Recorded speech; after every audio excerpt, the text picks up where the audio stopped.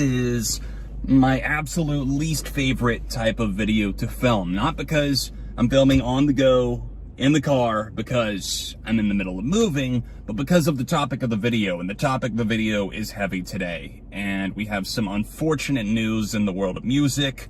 Mark Hoppus of Blink-182, founding member, Plus 44, Simple Creatures, a lot of other projects that he's been involved with, non-musical over the years. He's been diagnosed with cancer, and not just as of today. It's something that he's been battling behind the scenes for the past 3 months, and if my math serves me correctly, then that would put him about March 2021 with the diagnosis. And I believe he kept it to friends, family, and understandably so, whether that was for not wanting to worry the Blink fans or fans of Mark in general, or because it's his own business, and if he wants to keep it to himself, he absolutely can. But I'm just sitting here reflecting on a man that I grew up listening to his music and idolizing, and now is somebody who both praises and criticizes music online.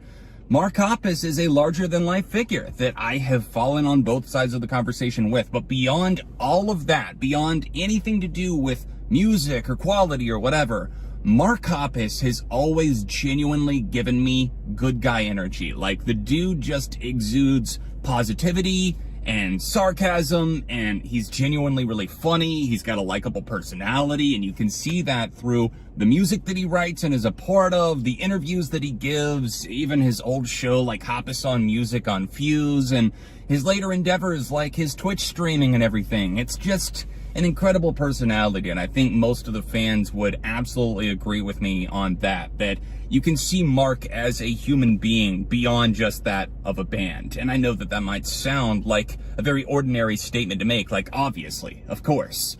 But some musicians, you know, they tend to give less genuine versions of themselves, and not that it would change the fact that a cancer or any kind of medical diagnosis would not be upsetting, but it hits even harder with Mark. And it really cut into me when I read the news a little while ago. I was just scrolling on social media and come across Mark's story, and he posted that he's been in chemotherapy and that he's scared but staying positive, and then shared a photo of himself receiving treatment and still having a sense of humor about it, which is definitely a classic Mark Hoppus feature. I wouldn't expect anything else, but it's just one of those situations where we have to, I think, hope for the absolute best, because if we lost Mark Hoppus, I mean, that would be a massive one at such a young age. I mean, Mark, he's definitely not a senior citizen. I know he makes a lot of jokes about being older and stuff, but this was shocking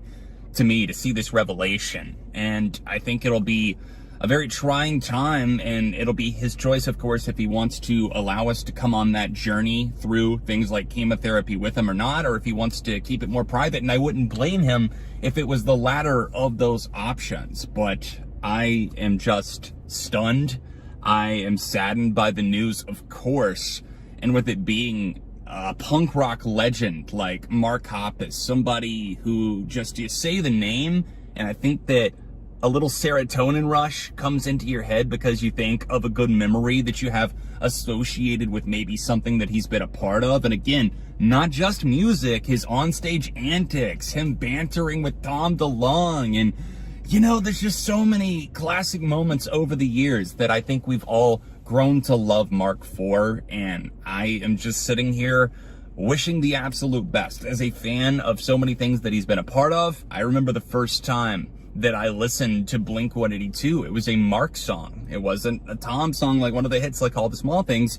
It was actually Adam's song, and it was a very emotional one. I didn't really fully grasp it at the time, but my cousin's friend was showing me Blink, and he said, "Oh, my name's Adam, and this song is called Adam's Song. Haha, it's about me." And it's like, you know, the older I got, I think the more I started to appreciate that. But I reflect back on those early days of listening to songs like that and feeling this, and of course, like All the Small Things and other stuff eventually, and just really falling in love to the point where they became one of my favorite bands, and several of their records like Untitled and Neighborhood still being among my favorites to this day.